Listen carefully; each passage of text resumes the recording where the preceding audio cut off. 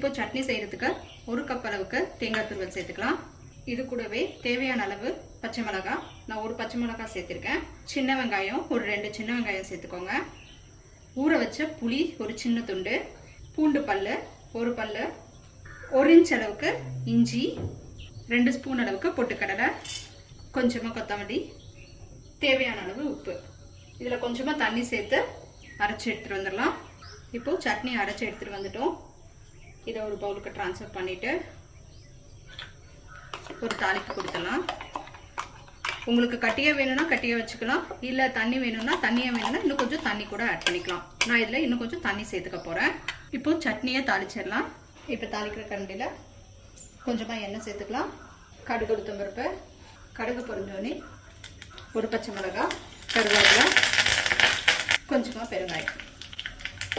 இப்போ இந்த தாளிச்சதை நம்ம சட்னி கூட சேர்த்துடலாம். ரொம்பவே டேஸ்டியான தேங்காய் சட்னி ரெடி ஆயிடுச்சு.